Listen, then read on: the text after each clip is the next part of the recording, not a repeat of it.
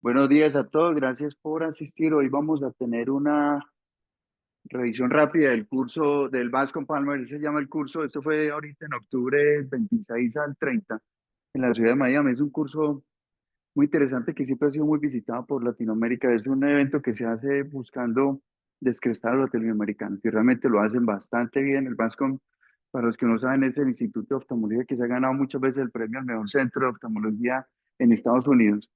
Están todas sus figuras allí. Esta vez lo organiza el doctor Guillermo Amesco, que es corneólogo y el jefe de área de microbiología y córnea del instituto.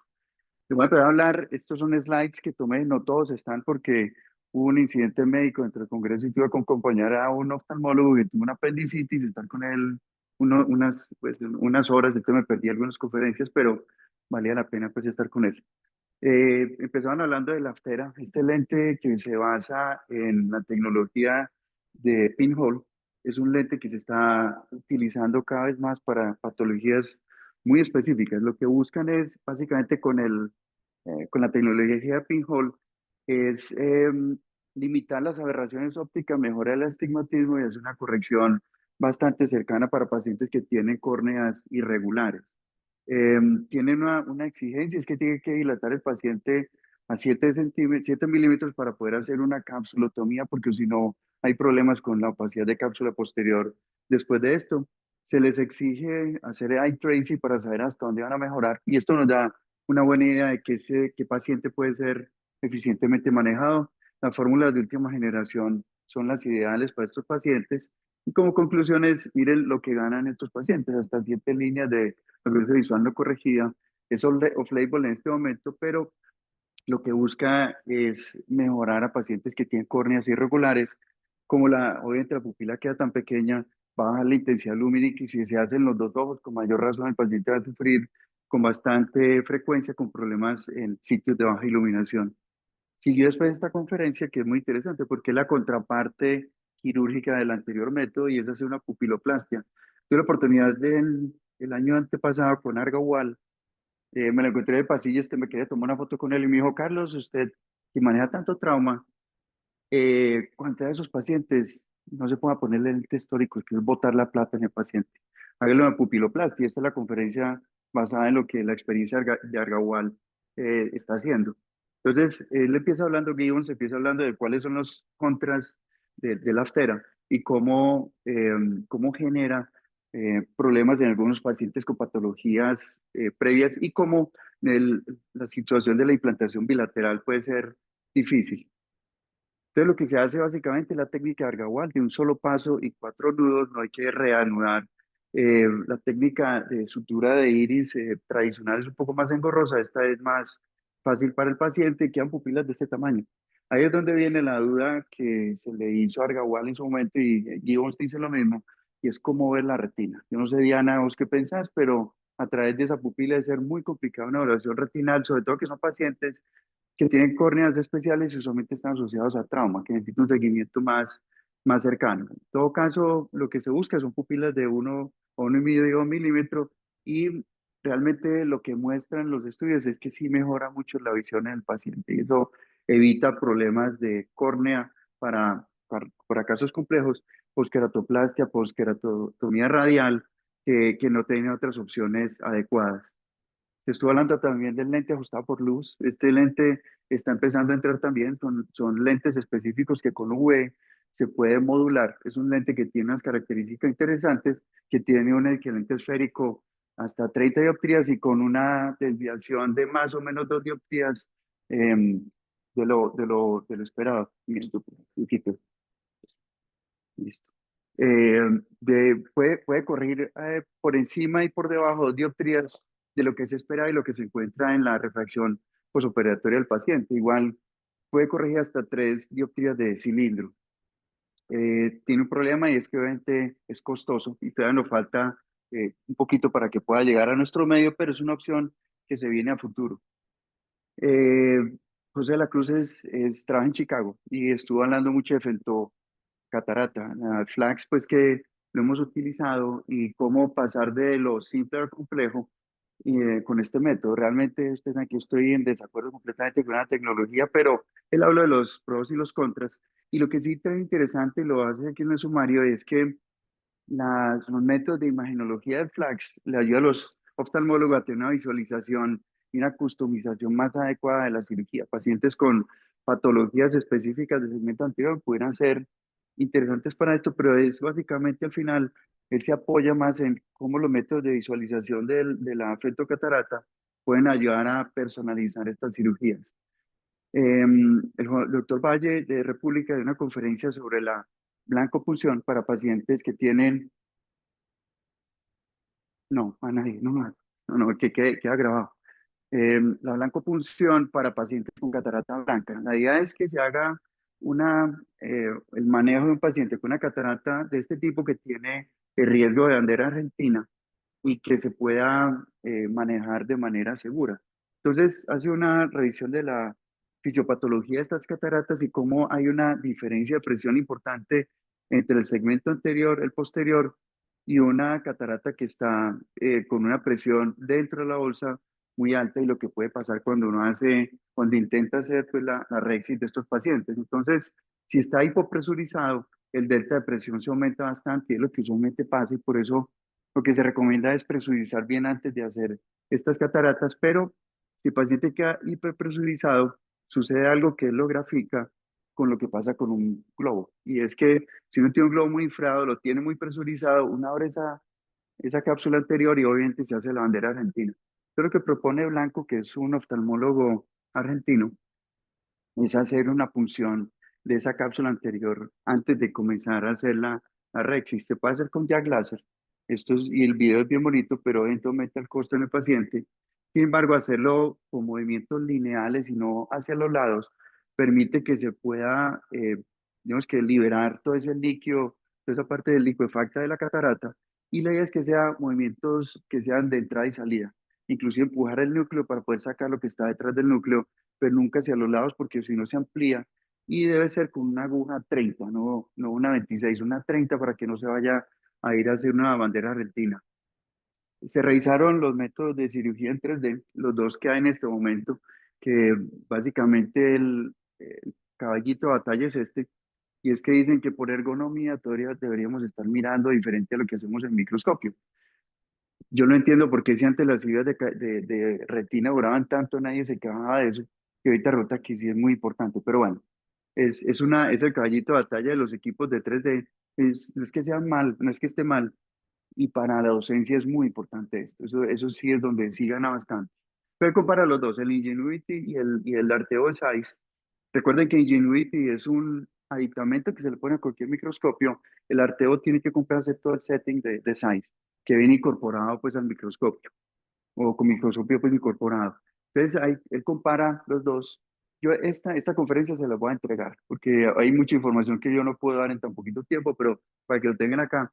Aquí comparan los dos y básicamente el Arteo es mejor equipo, pero ahí tiene que comprar el microscopio con toda la parafernalia, como dicen, y tienen la integración, el Ingenuity con el Arbos, en Argos el sistema de biometría, y el OCT y el IOL Master con el SAIS. Entonces los dos pueden ser bastante complementarios. El Arteo le gana en el sistema híbrido, es que uno puede estar trabajando por el microscopio y el asistente, pues el docente, estar mirando por la pantalla igual que hace el resto del equipo quirúrgico.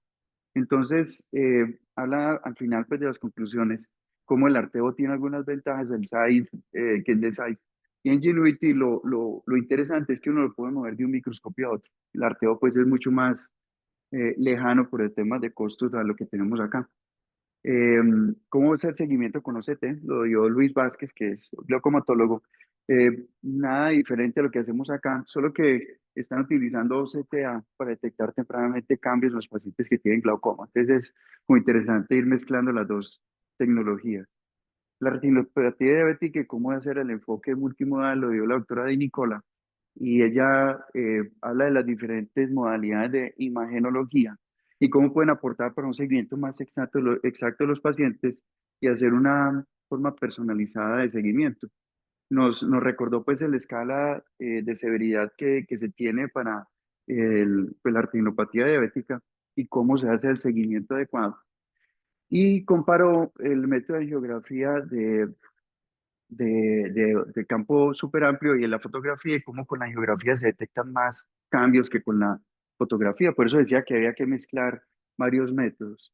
Esto es evaluación del segmento anterior, pues con las diferentes metodologías, habla del UM y todas las indicaciones, como les decía, esto se los voy a entregar, pues yo no voy a poner a leer todo esto acá, pero miren, que obviamente tienen las indicaciones que conocemos y el OCT de segmento anterior, también con todas las indicaciones que tienen y las diferencias que existen entre los dos, sobre todo lo que tiene que ver con fidelidad de la imagen.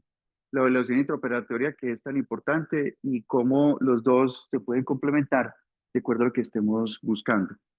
Son tecnologías pues que se están implementando. Luego viene el departamento internacional, ellos tienen un impacto muy importante en todo el mundo y esto es de la Universidad de Miami. Entonces, miren las cifras de pacientes que manejan por año. Es bastante elevado y obviamente ellos, una buena parte de sus ingresos vienen de allá y son pacientes de pago directo o de pago de aseguradora internacional. Entonces muestran cómo tienen la aproximación a estos pacientes y a las aseguradoras y cómo ellos garantizan que se pueda tener una asistencia adecuada para cada caso. La doctora Ana Gajewski es la fundadora de esta fundación que busca hacer una red mundial de investigación de glaucoma en niños. Y es bien interesante porque invita a todos, ahorita está el QR, a participar para hacer como ampliar la malla pues, de manejo, de diagnóstico y manejo. Entonces dice que el telemonitoreo, ¿cuál es el problema del telemonitoreo en glaucoma? Que tiene que ver con adultos y con niños, y es que hay tres niveles de involucramiento del paciente de acuerdo a lo que le toca hacer el paciente y le toca hacer al médico. Pero básicamente lo que buscan es que haya un seguimiento más estrecho y optimizar económicamente esto. Entonces, el problema de glaucoma es que necesita un monitoreo muy frecuente, que tiene que tener acceso a los sitios donde se haga el evalúo del paciente y obviamente el compliance del paciente que nos dificulta el manejo y la progresión de la enfermedad. Hay cada vez más aplicaciones móviles y hay consultas que se hacen virtuales que se pueden hacer para pacientes con glaucoma. Y vienen las herramientas que se tienen para tomar para el autochequeo de la presión intraocular. Entonces, estuve hablando del eye care, ahí está un video de la niña pues haciendo el chequeo y explicándole a la audiencia que es fácil y cómo tiene unas curvas en las cuales, aunque no sea tan exacto el iCare, sí nos permite hacer una comparación y tener un estándar sobre el cual se pueden tomar decisiones y de pronto sin invitar al paciente que vaya a la visita presencial. Hace alertas para, ella me se lo toma. Entonces hace alertas para el paciente y hace alertas para el médico. Entonces es bueno porque los dos están enterados y como dice la niña pues en el video, es fácil de hacer. Simplemente es aprender a utilizar la máquina. Entonces hay muchas herramientas y habla aquí pues de todo lo que se tiene, estas que ven aquí abajo, y de los campos visuales portátiles, que también allí están vendiendo los equipos, no son tan exactos, pero es lo mismo que el iCare, dan un patrón de seguimiento que es accesible remotamente. Aquí está el QR por si quieren vincularse, y como les digo, y les paso la conferencia ahorita, pero es interesante esas iniciativas de aumentar la red de diagnóstico y manejo de los pacientes. Doctora Cristina. Del Moorfields fue el doctor Barton, que es muy cercano al Bascom Palmer, a hablar de la evolución. Yo creo que inclusive él estuvo con el doctor Aristizábal, si no estoy mal. Estuvo allá trabajando, cuando él estuvo el doctor allí en el Moorfield. Y estuvo hablando de la evolución de la cirugía de tubos y cómo hay unos que son valvulados y otros no, como ustedes conocen bastante bien. Y fue hablando cómo año para año, pues cómo se fueron cambiando los diseños. Pero básicamente la parte interesante es que habla de por qué se presentan las fallas corneales y lo que determinan después de revisar toda la literatura y sus casos es que cuando el tubo está plano en el iris, hay una falla corneal hasta 25 años después de hacer la cirugía, pero si no está plano sobre el iris, sino que está elevado es mucho antes por la turbulencia que se genera en la cámara anterior. Aquí está el estudio, obviamente, está respaldado pues con su estudio. Y luego habla del glaucoma uveítico. Eh, Habla de los mecanismos que hay, de esos tres grandes, y el bloqueo pupilar, la mezcla pues con el glaucoma crónico de ángulo cerrado, y el cierre de la cámara anterior por el mecanismo pues, facomórfico y cómo las sinequias son tan importantes y que las tenemos que buscar. Todo paciente entonces con UAT es importante hacerle evaluación del ángulo. Entonces, se hace esta pregunta y está pues el artículo allí de qué pasa con la goniosinectiolisis que tanto se ha hablado, que definitivamente no funciona bien. Bueno, esa sola o separada no funciona bien, igual que la iridotomía periférica. Entonces, en los pacientes con glaucoma uveítico, la iridotomía periférica no cambia nada el manejo. O sea, hay que hacer otras técnicas eh, simultáneas o más bien que sean más eficientes como la extracción de la catarata de ese paciente. Entonces, cómo se planea esta cirugía? Es de acuerdo al daño anatómico y funcional que tiene el paciente y que resalta que hay casos que son mucho más agresivos, como son los que están asociados con queratoitis herpética. Lo importante es la inflamación y los tubos ayudan a que se pueda hacer esa inflamación, entonces que se pueda hacer el manejo adecuado de esa inflamación. Separa como el grupo los que tienen alta presión intraocular, pero un compromiso de glaucoma que es leve, el otro es más avanzado y otro que tiene factores de riesgos importantes. Entonces el leve le hace el seno, el pressure flow, la traqueolectomía con mitomicina para el más avanzado y el otro siempre les pone tubos. Entonces separa los grupos de pacientes de acuerdo a su manejo. Y como les decía, él no le importa la presión, digámoslo así, sino que le pone el tubo para que se pueda hacer el manejo de la inflamación que lo es todo. Se sigue hablando entonces de esto, que es algo que está haciendo mucho ruido y tiene yo creo que mucho futuro, y es el uso de células endoteliales, digamos que guiadas, em, de vía magnética, y es que a estas células que se inyectan en cámara anterior, digamos que se les inyectan nanopartículas que hace que con un transductor externo puedan pegarse al endotelio y eso facilitaría que tengamos mucho más acceso a pacientes con falla endotelial sin necesidad de hacer un trasplante. La cirugía la muestran como una cirugía de consultorio, lo cual puede ser preocupante incluso, pero los resultados han sido bastante buenos y permite un procedimiento de 5 minutos en vez de una queratoplasia penetrante. O sea que es algo que es interesante, la mezclan con el ROCK inhibitor y mostró el estudio que hicieron donde pusieron a fellows de córnea, lo que ven ahí, a contar cada una de esas células endoteliales. De aquí tienen números. Se los ponían a contar manualmente todas esas células para saber cómo cambiaban. Un trabajo un poquito largo, pero mostraron cómo progresaba positivamente esos pacientes. Entonces, lo ideal sería lo más sencillo, solamente la inyección, pero se pueden hacer asociaciones como barrer el endotelio para que se repoble con una manera más eficiente y lo otro es utilizar el inhibidor de la ROCK kinasa. Entonces, esto es algo que está avanzando y puede ser interesante, sobre todo que cada vez hay menos acceso a córneas donantes. Hablo un poquito de cómo funcionan los ROCK, que lo sabemos, y dice cuáles son los factores, o termina hablando de cuáles son los factores decisivos dentro de la cirugía de catarata que pueden facilitar un daño del endotelio y obviamente hablan de minimizar el CD, hacer como tener mucho cuidado con digamos que todo el ruido que hay por los líquidos dentro del ojo y por eso la técnica de Shinov del soft shell es muy importante para que se tenga menos velocidad y digamos que ese golpeo cizallante del endotelio no genere tanto daño. Estas son las conclusiones que básicamente tiene que ver con lo anterior y cómo son técnicas muy interesantes para tener en cuenta a futuro. Martínez, que trabaja en el VASCOM, habló de los dermoides corneales y limbales. Aquí está la grabación, que ahorita les paso pues esto para que no me voy a poner a leer todo lo que está aquí en el slide. Pero de acuerdo al grado, se planea el manejo y es como lo importante pues, de la conferencia de cómo abordar a estos pacientes, que ellos obviamente como centro de referencia tienen bastantes.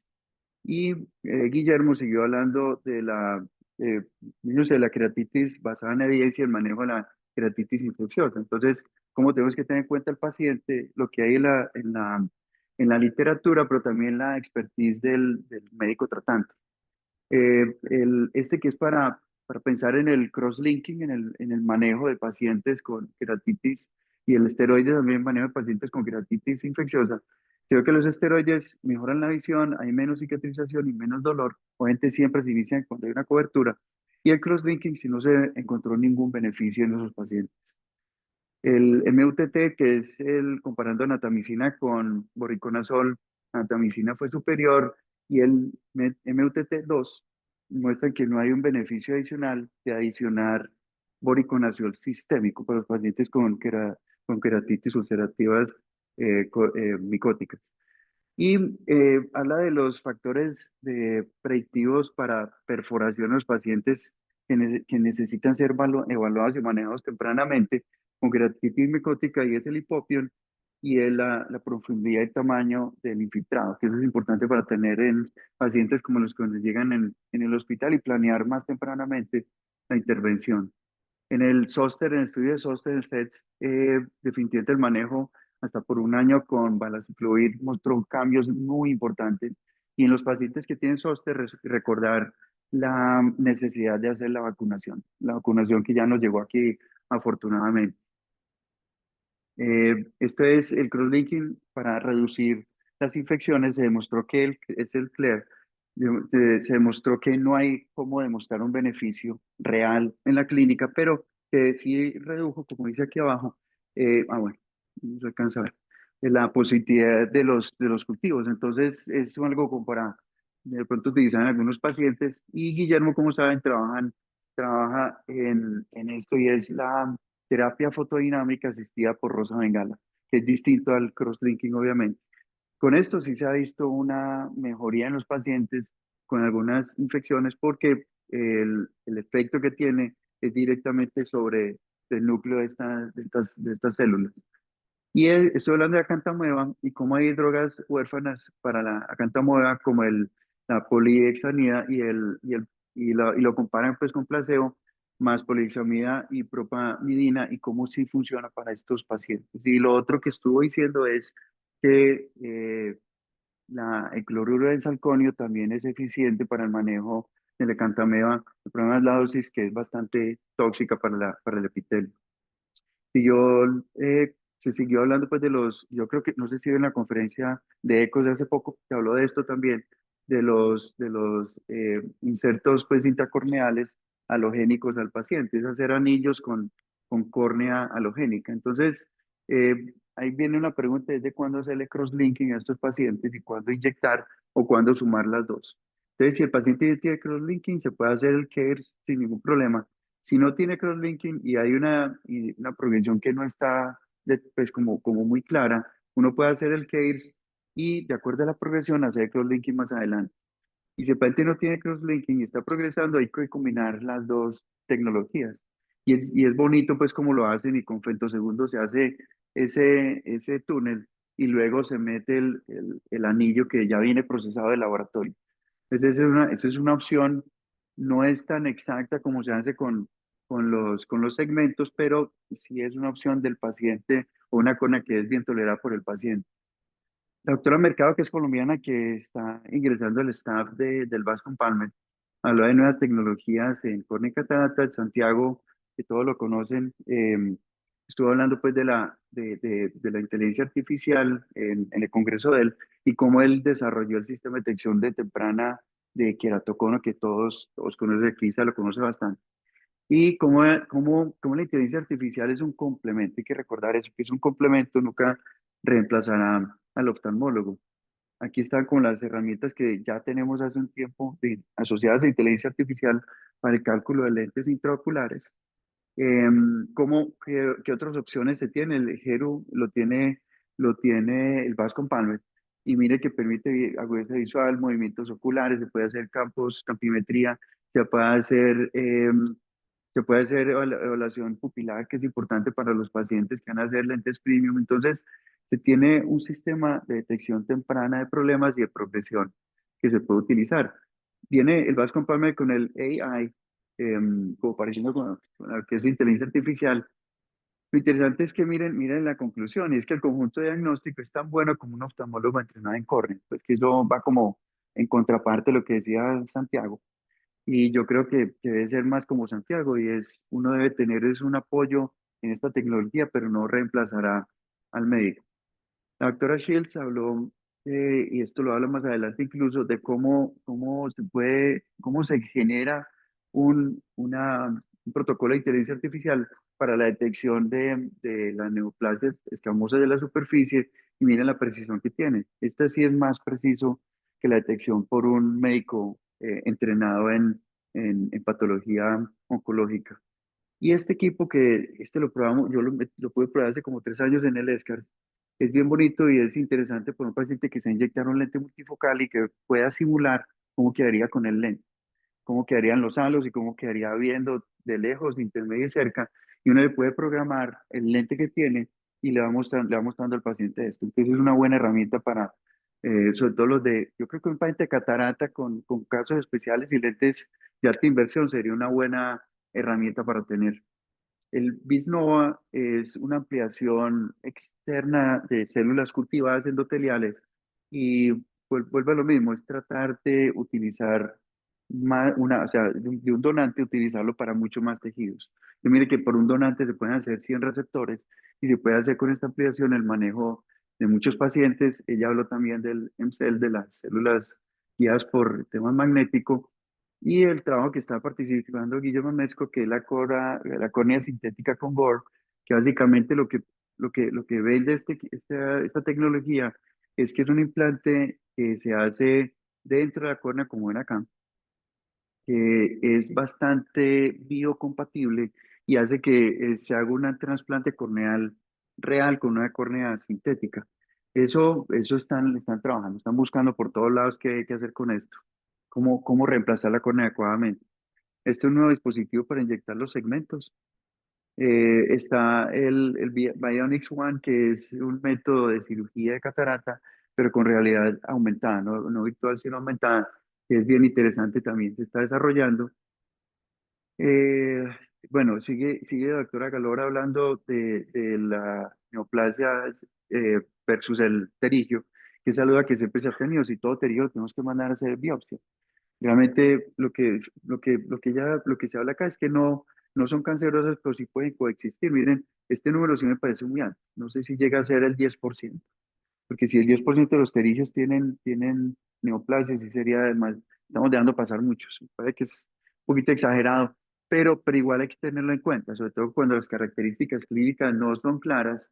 El OCT de alta resolución sí nos da una clave muy importante de esto. Y por eso habla del sistema de inteligencia artificial y vuelve y compara el clínico que es experto contra digamos que el equipo potenciado con inteligencia artificial y miren cómo está todo a favor de la inteligencia artificial. Obviamente, si un equipo tiene, no sé, 1.000 o 1.500 o 10.000 imágenes, le va a ganar a un experto que obviamente se confía mucho en la experticia de este.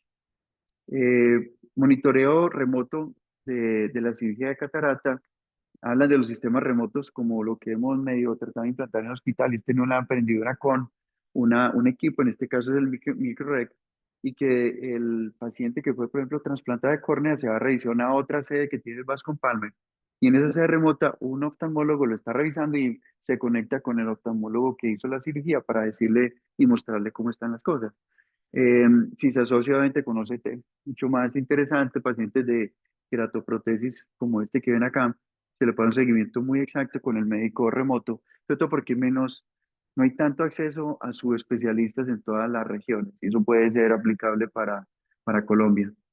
Se hizo un recuento de esto se recuerden que Daniel nos habló del manejo de esto y de la keratopatía neurotrófica y la doctora pues hablaba de la fisiopatología, de por qué cómo esto afecta la parte trófica de la segmento anterior. Recordó que el herpes es una de las principales causas y por eso vuelve y hablan de por favor vacúnense todos. La parte iatrogénica sigue siendo también detrás de muy importante, los pacientes que tienen manejo crónico de glaucoma y otras patologías, pero también la diabetes y cada vez ahorita estamos ante más pacientes diabéticos y las cirugías intracraneanas como para tener en cuenta. Entonces, lo que pasa es eso, la inestabilidad epitelial, porque hay una disminución en el estímulo trófico de los nervios y cómo se puede diagnosticar. Y recuerden que aquí la parte evaluar la sensibilidad corneal es lo más importante, que esta evaluación se puede hacer con muchos métodos y lo ideal sería cuantitativa. No es tan fácil tener acceso a esto, pero sí lo podemos hacer en el consultorio, al menos cualitativamente. Eh, Aquí muestran el sistema de estadiaje de Mackey y ese sistema o sea, nos ayuda a tener un estadio de la enfermedad, pero la idea es cómo abordar a esos pacientes. Entonces lo divide en leve, moderada y severo y cómo se van utilizando las diferentes alternativas. El manejo, si bien la parte de no intervención tiene un papel importante, evidentemente lo tenemos que hacer, hay lubricación adecuada, los lentes PROS, la membrana amniótica, lo que sí cambia la diferencia, bueno, estas son las moléculas que se están trabajando. Lo que sí cambia la diferencia fue lo que nos habló Daniel y es la neurotización y definitivamente ese es ir hacia la raíz del problema. Y recuerden que hay dos opciones, la directa y la indirecta y cómo se puede realizar conjuntamente con otras especialidades un procedimiento que es salvador para estos pacientes. Aquí están los datos pues, de los resultados de los estudios. Guillermo pasó a hablar de escleritis necrotizante que divide, como sabemos, en las razones infecciosas y no infecciosas, las oculares y sistémicas, y cómo abordar cada una de estas opciones diagnósticas. Como les digo, todo esto lo van a tener, pues no hay necesidad de verlo ahora para que revisen las conferencias que les interesan. Pero cuando hace el resumen de cómo se asocian las condiciones sistémicas, definitivamente la artritis reumatoidea y Wegener son las dos principales. Entonces, dentro del estándar mínimo son esos estudios que están allá arriba en esas dos primeras. O sea, un paciente con con una enfermedad de estas debe tener mínimo lo que está allá en esos dos primeros reglones descritos. Recuerden que un paciente con escleritis necrotizante es un paciente que el 30% se van a morir en menos de un año. Es un paciente sistémicamente que se tiene que manejar de manera muy agresiva y que la escleromasia malasia perforans ya es una enfermedad que ya está crónicamente más establecida, son ojos mucho más tranquilos. Eh, Estos son los estudios pues que son estándares que uno ven a la izquierda y los específicos de acuerdo a la enfermedad que se está sospechando en el paciente. Aquí está, vuelve y recuerda al final, pues, como todas las causas asociadas con esquelitis necrotizando y el factor y los diagnósticos diferenciales. Y este estudio mostró que el rituximab no era inferior a la mezcla de ciclofosfamida de atropina para el manejo y la remisión de los pacientes. Entonces, es una opción que claramente lo hemos visto utilizar. Em, Recordar pues que puede ser quirúrgica o infecciosa, que el herpes y la pseudomonas están allí siempre como marcando la primera posición para buscarlos y que en el paciente que tiene este problema y tiene escleritis por pseudomonas, los esteroides sistémicos no afectan el resultado infeccioso o el manejo infeccioso de la escleritis por pseudomonas, o sea, se pueden utilizar. Esta conferencia fue sobre eh, deficiencia de células limares. Y obviamente aquí está la clasificación, cómo es el involucro de cada una de las estructuras y cómo es el manejo que se debe tener para esto. Separa pues en este flujograma en dos grandes superficies, la que está mojada y que debería ser idealmente manejada con una queratoprótesis de Boston o el SLED, y la seca, donde la osteodonto queratoprótesis modificada, la tipo 2 de Boston o la queratoprótesis del Instituto LVP de la India, son como las que se pueden utilizar. Esas son las de peor pronóstico, obviamente, las que no tienen un ojo húmedo. Aquí hace su algoritmo y cómo hay diferentes opciones de acuerdo a lo que tengamos en el paciente. Como digo, esto lo pueden revisar más adelante cuando les pase la conferencia. Sabater habló de una cosa muy interesante que fue muy impactante en todo, hizo mucho ruido en la prensa y es si puede uno regenerar la superficie con genes y sangre. Te empieza a hablar de la parte de la sangre y cómo tenemos tres opciones grandes, el plasma rico en plaquetas y el plasma también con factor de crecimiento. Entonces, las tres y qué se necesita y qué tiene de bueno cada una.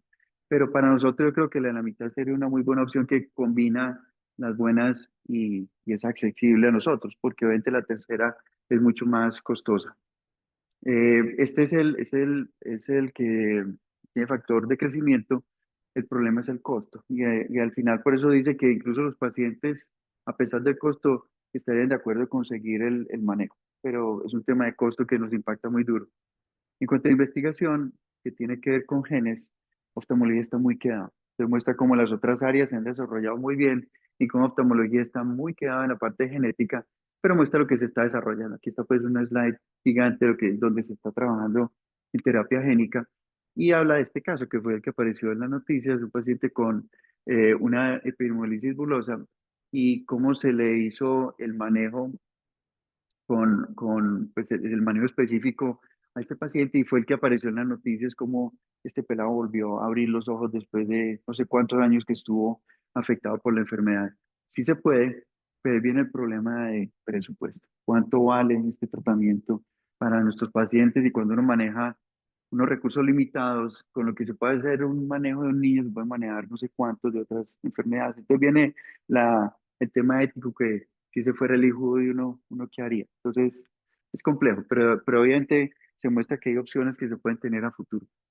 Eh, esta conferencia fue interesante y es que uno puede reemplazar la córnea y hacerla mejor. Entonces empieza a hablar de las diferentes modalidades que tenemos de manejo corneal. Entonces dice, ¿y qué tal si esto lo hacemos con algo protésico? Y se puede manejar también estas opciones de manera protésica. Entonces ahora el primer que era Clear, que es un implante suprasemético artificial que funciona bastante bien. En teoría se integra muy bien este procedimiento, se hace pues el bolsillo con femtosegundo y se implanta en estas córneas. Hay que ver el seguimiento a largo plazo que pasa.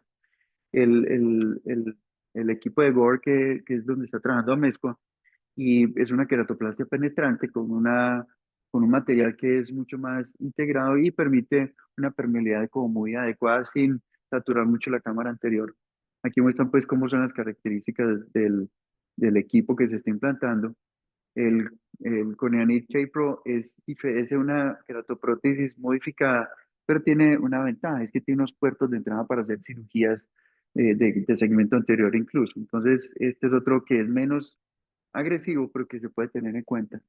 Y el Miti K-Pro es una osteodontoqueratoprótesis modificada, pero en titanio. Entonces, este es para casos mucho más severos y puede ser, igual que el de la osteodontoqueratoprótesis, se hace por etapas. Es más complicado de manejar. Entonces, él al final dice, bueno, ¿dónde estamos? En este momento desafortunadamente, digamos que se utiliza la misma opción para todos los pacientes y eso no debería ser así, sería personalizar, entonces por eso debe haber una mejor biointegración y tratar de mantener anatómicamente adecuadas estas córneas, estos ojos. Eh, el doctor Shah vino de la India y habló de esta técnica del ASA para manejo de cataratas con los asistentes que están allá de Centroamérica y Sudamérica, hay mucho paciente que necesita hacerse todavía FEC, a diferencia de Estados Unidos que se adelantan a las cirugías. Entonces él habla de una técnica que se puede hacer, incluso yo traje el equipo, se lo entregué a algunos de ustedes para que lo ensayen con el doctor Bahamón. Y él habla acá de cómo fue evolucionando su técnica en el tiempo. Mire cómo él construía las astas para poder hacer la cirugía. Entonces eso ya se construye lo hace Epsilon y no es costoso. Ese equipo valió creo que $40, pues no es un equipo costoso, y eso para FEC creo que es una buena opción. Y la idea es tratar de entregar una solución en personas que necesiten esta técnica que pronto o no tienen acceso al FACO o dos son cataratas que no son de FACO. Eh, entonces, él siempre obviamente él habla de que es muy segura, que se puede hacer, que es una curva de entrenamiento no muy compleja y menos para ustedes que están formados en FEC. Es una cirugía de las que entran dentro del grupo de MSICS, que son las de mínimamente invasivas para cirugía de catarata. Y estas son como las indicaciones que tienen. Según él, todos los tipos de catarata se pueden hacer. Eso lo pongo en cuestión, pero obviamente se pudiera aplicar, pero sobre todo las que son muy duras, los que tienen debilidad sonular, los que tienen, los pacientes que en la India se pasa mucho digamos que no son muy hundidos por la configuración de la órbita y cuando falla la máquina de FACO. Obviamente eso pudiera pasar en un sitio donde hay una sola máquina de FACO, entonces es una opción para tener en cuenta en el paciente. Compara como las tres opciones, el M6 tradicional, la técnica de FACO y la técnica de LASA. y cómo unas tienen ventajas sobre otras, pero para él obviamente esto es una buena opción para países como el nuestro. Este ya es el equipo que terminó desarrollando, es el que les entregué. Muestra como paso por paso qué es lo que se tiene que hacer, pero básicamente lo más importante es cómo se debe luxar el núcleo y protegerse bien con viscoelástico. Yo antes la hacía con el set de McIntyre, que es la plancha que uno parte por encima la catarata, pero es que uno tiene que pasar por encima del núcleo para poderlo partir, entonces es mucho más agresivo y una cámara que solamente está limitada es más complejo.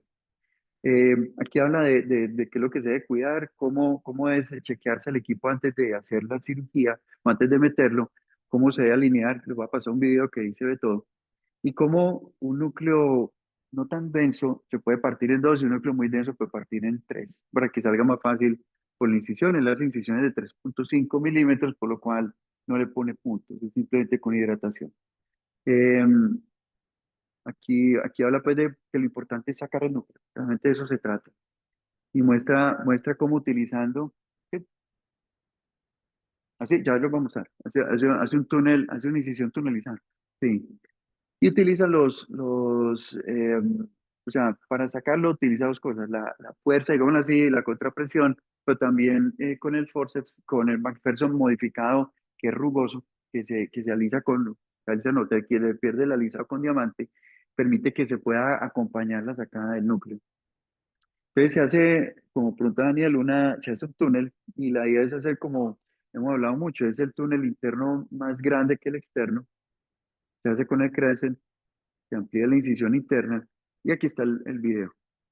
Le hace pues una praxis con aguja que se puede hacer.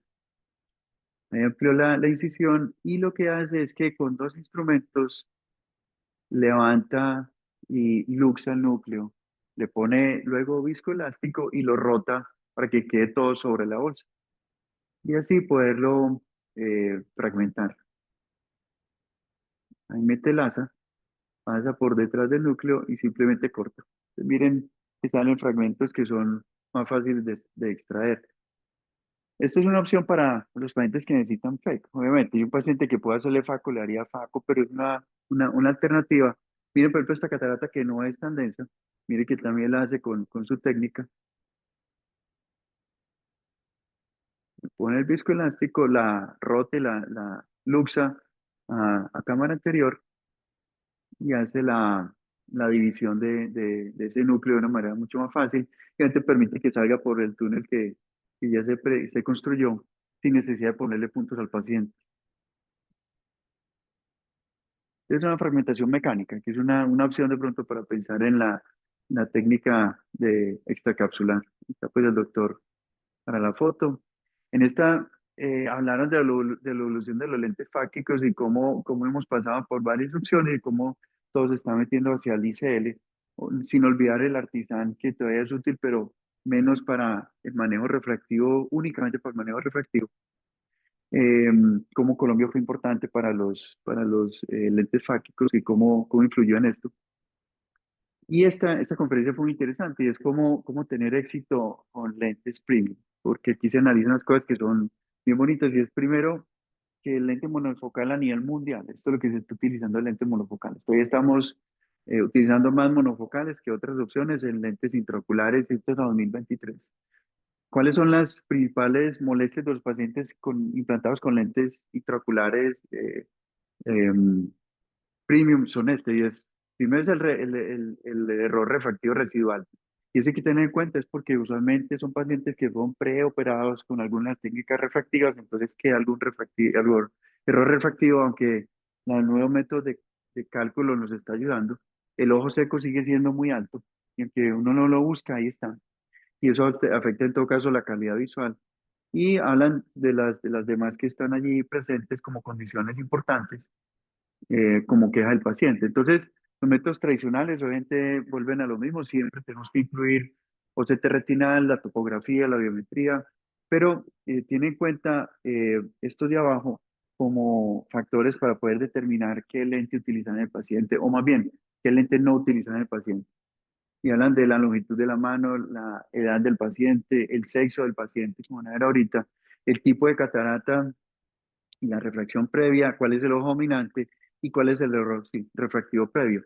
Aquí en el lado de las mujeres dice que las mujeres en promedio requirieron mayor adición en el lente. Recuerde que antropológicamente el hombre es más de visión lejana, la mujer es más de visión cercana. Entonces, para la mujer debe tenerse en cuenta esto para que tenga mucha mejor visión de cerca. El hombre de cerca tolera más el desenfoque, la mujer no. Al revés pasa con el hombre de lejos no le quite visión porque es el paciente que va a estar encima. Eh, Plantean esta duda si uno debería hacer una evaluación psicológica a los pacientes que va a operar, que de pronto puede ser cierto. Y la pupila de los pacientes y cómo afecta el resultado de los lentes digamos, de última generación. Entonces muestra cómo el diámetro pupilar está directamente relacionado pues con los halos de los pacientes, pero también cómo la edad va inversamente relacionada con el diámetro pupilar. O sea, pacientes más jóvenes, como estaba operando cada vez pacientes más jóvenes con cirugías refractivas o refractivas, esos pacientes se van a quejar más de los halos. Eso es importante tenerlo en cuenta y eso hace parte del estudio del previo para el paciente. Este equipo que les mostré, sería muy importante que uno pudiera mostrarle al paciente cómo va a quedar. Si usted se va a implantar este lente, así va a ver, para que el paciente desde antes se dé cuenta cómo funcionan las cosas. Yo lo utilicé y básicamente muy parecida a la imagen que ven acá. Realmente es interesante que uno haga el ensayo de cómo quedaría operado con los diferentes tipos de lentes que se tienen. Esta tabla, yo creo que fue lo importante de esa conferencia. Resume como las variables que se tienen que tener en cuenta y cómo hacer el cálculo para predecir qué paciente no le debería poner lentes multifocales o EDOF. Entonces, tienen en cuenta la edad, el sexo, la pupila mesópica, el ojo dominante, la miopía que se tiene, si tiene miopía o hipermetropía, la densidad de la catarata y la parte psicológica. O sea, Luis, yo espero la conferencia, no me preocupo. Aquí está más bonita, digámoslo así, pero básicamente en ese cuadro lo que dice acá es, y aquí está, se suman todas, y aquí está pues los valores. Entonces, pilas con los pacientes que salen pues, con números altos porque ese paciente le va a poner problema y probablemente es mejor no ofrecerle ese tipo de lentes a los pacientes. En retinoblastoma se estuvo hablando de cómo ha ido cambiando el manejo y cómo estas técnicas intraarteriales intravítreas han ido cambiando la aproximación de los pacientes. Em, entonces, el uso o el tratamiento intraarterial se sugiere en los pacientes que tienen pues, enfermedad solamente intraocular, compromiso orbitario, la tomoterapia primaria con terapia de puente o la ayudante, cuando hay consolidación y cuando se busca como salvamento en estos casos.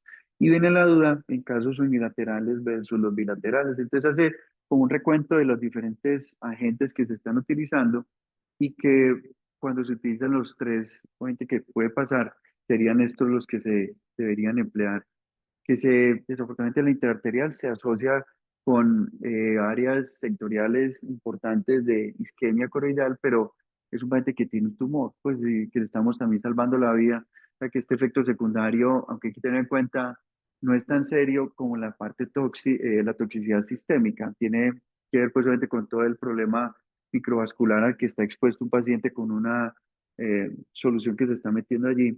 Y obviamente la mielosupresión también está presente, pero hay que hacerle seguimiento a estos pacientes muy estrecho. Y la terapia intravítrea con melfalán y topotecan eh, la muestran como una buena opción en los casos que son bien seleccionados. Entonces, en el 2024 esto es lo que se está haciendo y es terapia focal para los grupos A y B, intraarterial para los B, C y D con dos o tres agentes y la enucleación para el grupo E o cuando hay glaucoma neovascular. Es como la recomendación en este momento. Si es bilateral, no hay consenso. Ese es un tema que hay que individualizar los pacientes y que definitivamente hay que hacer manejo al conjunto local y sistémico. Bueno, este es el estudio de la red. Y las conclusiones son estas, es que si son unas lesiones coroidales menos de 3 milímetros, se puede hacer el manejo local nomás, sin terapia junta. Y si es más de 3 o una invasión de 1,5 más de la lámina pues, del nervio, sí se necesita terapias más agresivas en estos pacientes. Aquí están las recomendaciones de la Academia Americana y ahí las ven, de cada cuánto y cómo se debe hacer seguimiento a estos pacientes. Y que esto sería lo ideal, hacer una secuencia génica de los pacientes que tienen retinoblastoma para saber qué tan agresivo va a ser y cómo lo podemos manejar. Entonces, la conclusión es básicamente es personalizar el tratamiento, hablar de la toxicidad y tener cuidado con esta para manejar adecuadamente los pacientes. En los pacientes, hubo parte de las conferencias de pediatría, que fue justo donde me fui para la clínica con este compañero que estaba enfermo, pero logré coger dos o tres. Una es la de las suturas ajustables, y definitivamente es una muy buena opción, al menos en manos expertas, hace que se pueden ajustar las cirugías después en el posoperatorio temprano. Y esta técnica del short tacnus, lo bueno que tiene es que no se necesita recortar mucho, pues que vemos que es mucho más fácil para el estrabólogo realizarla de esta manera, la técnica ajustable. Para la parálisis del tercer nervio, y algunas recomendaciones es que los procedimientos de transposición son la mejor opción, pues cuando hay alguno de los músculos que está funcionando bien, pero que se necesita uno que funcione bien. Entonces, si hay una ausencia de los rectos y hay un vertical, cualquiera de los dos que esté funcionando bien, se puede utilizar. Hay que tener en cuenta pues con algunos parámetros, pero que siempre se debe esperar un rango limitado de movimiento, y obviamente esto tiene mucho que ver con tratar de mantener la posición primaria mirada, porque el campo visual sí se le reduce bastante. Esto es utilizar o el uso pues de realidad mixta en el entrenamiento de oftalmología, y esto es dirigido básicamente a los estudiantes de medicina que están interesados en oftalmología, pero también para los residentes de primer año de oftalmología, como hay dificultades del acceso de pacientes cuando se está haciendo medicina general para hacer la evaluación del paciente oftalmológico. Entonces, cómo utilizar algunas modalidades. Ellos crearon un medio virtual, un campus virtual del Bascom, y crearon también ese mundo, pero lo hicieron por pasos. Crearon una lámpara hendidura virtual, que ya se los voy a mostrar. Entonces, cuando crearon esto, hicieron una primera fase donde em, crearon como todos los videos para soportar el mundo virtual de ellos. Y dijeron, bueno, esto, ¿en qué plataforma se hace? Entonces trataron de hacer en todas las plataformas. Hicieron entonces unas encuestas a los estudiantes y se vio unos niveles de satisfacción buenos, pero no perfectos. Entonces hablan precisamente que se tiene que trabajar más en esto. Pero cuando uno tiene ese nivel de satisfacción, que no es, pues llega al 70% máximo, que no es excelente, pero que le da acceso a más estudiantes de medicina que quieren hacer oftalmología, creo que es una buena opción, porque daría más oportunidad de contacto con la oftalmología y quitar un poquito, desmitificarlo un poquito. La lámpara en libro virtual, que es esta que ven acá. Entonces se les enseña a los estudiantes cómo manejar la lámpara en hendidura para utilizarla en los centros donde se tienen lámparas de hendidura, como tenemos en el hospital, que tengan acceso a los médicos generales. Entonces les permite a ellos con una técnica, lo que llaman hands-on, para que puedan familiarizarse con el equipo. En este hicieron una segunda fase en la que mezclaron las clases, el mundo como virtual que hicieron, y se dieron cuenta que con esto eh, sintieron los estudiantes que, pues que que obtuvieron más información de la que estaban esperando. Esto se necesita obviamente, estas son las diferentes opciones que tiene el Bascom Palmer para los estudiantes de medicina, y que esta es una técnica que está evolucionando, pero que la educación se está apoyando cada vez más en herramientas como estas para tener una formación integral adecuada. Esto que tiene que ver con la doctora Cristina es la evaluación de pífora por la análisis de esa mnemotécnica, el BLIC, que el doctor C es obviamente una persona muy reconocida y empieza hablando de el lagrimeo, de qué se trata, si es un lagrimeo por hipersecreción y por qué se presenta. Y como ustedes lo saben, muchos pacientes que consultan por lagrimeo, que les hacen dilatación de punto lagrimal, realmente es un paciente con ojo seco. Entonces, la invitación es a estudiar mejor esos pacientes. Miren aquí todas las razones. Él compara como ese grifo que está abierto entre las salidas de disminuye y por eso se satura y ahí está lagrimando. La hipersecreción, ¿qué es lo que genera o cómo se presenta clínicamente? Y recordar que es un lagrimeo que es limpio, que es una lágrima como tal, no es secreción, y que mejora con lubricantes. O sea, es el paciente que con lubricantes mejora, este paciente no tiene obviamente una obstrucción de vía lagrimal. Entonces, esta es la mnemotécnica, el BLIC. Entonces empieza hablando de la dinámica del parpadeo y recordar cuál es la dinámica, cómo funciona ese movimiento de la lágrima por toda la vía lagrimal.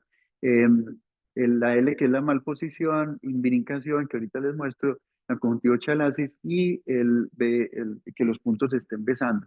Esa es otra razón. Entonces, en la dinámica del parpadeo, estas son las razones por las cuales uno puede tener un parpadeo anormal, pero también recuerden el uso de las pantallas. Definitivamente tenemos un problema con las pantallas cuando son sobreutilizadas. Pero estas son las razones, digamos, médicas que se pueden asociar con un parpadeo anormal. Eh, lo otro es la malposición del párpado, están ahí entropión, ectrapión, la retracción y la distensión del tendón cantal lateral. Entonces muestra cómo la posición, miren la altura de los dos cuando está funcionando mal y por eso la lágrima por gravedad corre para el tendón lateral y cómo él propone pues cómo manejarlo obviamente. Y lo otro es esto, no sé si ustedes lo han buscado, uno a veces lo ve, y es esa imbricación, ese párpado superior que se monta sobre el inferior, sobre todo a nivel temporal, hace que la lágrima y el sistema pues, de derivación de la lágrima no funcionen bien. Es buscar esta imbricación. Y lo otro que es muy frecuente, y estoy seguro que todos lo hemos visto y muchas veces nos pasa, es esto, y es buscar más activamente la conjuntivochalasis. Es una causa muy importante por la cual la lágrima se desvía y sale del párpado, no por la vía lagrimal. Esto sí, yo nunca lo he buscado, pero no sé, Cristina, qué opina, pero es el beso pues de los puntos y claro, como ellos se taponan el uno contra el otro, obviamente no hay un drenaje adecuado. Entonces hay que buscar y hablar bien el párpado del paciente si esto está sucediendo. Eh, ya la última para que estén tranquilos después de esta chorrera de diapositivas. Entonces habla de telemedicina y la inteligencia artificial y cómo la inteligencia artificial fue creada para ayudarle al hombre en los diferentes medios y por eso debería de ser una opción para poder mejorar nuestra situación. En el cuidado ocular se está metiendo cada vez más, primero para hacer diagnósticos tempranos, segundo para evaluar la progresión de enfermedades y lo otro es para desarrollar un tratamiento como personalizado en los pacientes. En educación nos está ayudando cada vez más y tenemos unas opciones, como han visto, muy eficientes. Entonces tenemos simuladores, plataformas de aprendizaje adaptado al estudiante o el que quiera pues acceder a esto y el análisis de datos acelerado para la investigación. Entonces miren que tienen mucha aplicación para nosotros. Em, ese entrenamiento requiere de data, de unos volúmenes de datos muy altos, pero que tiene que ser de buena calidad. Y ese es el problema de la inteligencia artificial, es la calidad de los datos de entrada. Y por eso ese chiste que hacen y es que si entra basura, va a salir basura. O sea, uno tiene que alimentar bien el motor de inteligencia artificial. Por eso la calidad es tan importante. Y por eso se debe hacer una recolección apropiada, pero que también tiene que buscar otros estándares. Y uno es respetar la anonimidad del paciente y que debe ser consistente. Lo otro es que uno debe entrenar el modelo de inteligencia artificial y eso es de lo que más se está trabajando ahora y cómo hacer ese entrenamiento y utilizar algoritmos adecuados con data que tenga un adecuado label pues para poder ser utilizado apropiadamente y los parámetros ajustados para poder mezclar la data que se tiene que mezclar y no generar confusión. Entonces, todos necesitan estar optimizados permanentemente. O sea, no es simplemente deje correr el algoritmo de inteligencia artificial, sino que usted tiene que estar revisando los resultados y ajustar los parámetros para poder, con ese monitoreo, lograr los resultados ideales. Esta lo dice la inteligencia artificial y es que debe ser justa, porque desafortunadamente se puede presentar errores digamos que poblacionales para no representar todas las poblaciones que están presentes. Debe ser confiable y segura, debe tener el tema de seguridad y privacidad de datos, que yo creo que esto es lo que más le tiene miedo a la gente, y es que se utilicen mal esos datos, y eso ha pasado. debe ser inclusiva y debe ser entonces meter al paciente en su contexto, o sea, debe ser el paciente con todo lo que tiene alrededor. Debe ser transparente y digamos que reproducible, confiable. Y esto tiene que ver con el que desarrolle la inteligencia artificial, con las instituciones, con las aseguradoras y con las entidades reguladoras también. Entonces, ahí es donde viene el papel del Estado, cómo se debe regular. Y no sé si acuerdan, pero uno de los grandes generadores de inteligencia artificial fue al Senado a decir, por favor, regúlenos, porque nos tienen que regular. Eso se va a salir de las manos si empieza a coger ventaja de la inteligencia artificial, hay que regularla y debe ser regulada adecuadamente. Entonces, ¿quién regula al regulador? Ese es el problema también. ¿Quién va a hacer esta regulación? Entonces, tiene un problema de sesgo y de seguridad, de ciberseguridad también, de lo que llaman el problema del black box, y es que no sabemos cómo se están analizando los datos dentro de los motores de inteligencia artificial, la confiabilidad de esto y lo que les decía, la inequidad que se puede presentar. Y estas son las soluciones que se deben eh, como tratar de mejorar, y es la calidad de los datos, el monitoreo permanente, las medidas de seguridad pues que deben ser cada vez más fuertes y utilizar pues algoritmos que sean claros y transparentes para todos. Pero básicamente esto es algo que se nos está metiendo y algo que tenemos que aprender a manejar. Un evento muy interesante, fuimos creo que 800 personas allá y lo bonito es que está todo metido en un solo sitio. Entonces es bueno porque uno tiene que moverse de un salón para otro y nada. Pero Guillermo me preguntó, pero el organizador me preguntó, ven Carlos, ¿por qué cada vez hay menos colombianos y colombianas, los colombianos que más vienen acá? Yo le dije, hay un problema, Guillermo, y es que las superespecialidades y la sociedad colombiana se dedicó a hacer congresos de tan alta calidad que no tienen que venir acá. Y dijo, en esto de razón, yo ya he visto lo que ustedes hacen, entonces, este congreso, si bien es muy bueno y están autoridades mundiales, cuando uno lo compara con congresos, voy a decir, Facocari, Cornea Colombia, Coreo, de Plástica, creo que están inclusive un poquito más alta el nivel de complejidad, porque ellos le apuntan a muchos oftalmólogos del área del Caribe que no tienen, digamos que el acceso como nosotros a eventos digamos, como también elaborados. Cristina, que estuvo trabajando en el Nacional, y te la toca el Panamericano, sabe todo lo que hay detrás, pero sí es bueno, suena charro, pero es bueno eso. O sea, cada vez fuimos, yo creo que de Colombia, 10 personas a este congreso. Cada vez hay menos colombianos participando y lo otro es que el dólar está bastante negativo para nosotros. Muchas gracias. La idea era compartir con ustedes lo que había visto allá. Como les dije, me faltaban unas conferencias porque tuve que estar en un hospital un rato, pero ahí se da un brochazo y les queda la conferencia. Yo ahorita ya les paso pues la conferencia con todos los slides porque se van a tener interés en ver alguna específicamente. Yo siempre estoy juicioso, Cristina. Siempre estoy juicioso.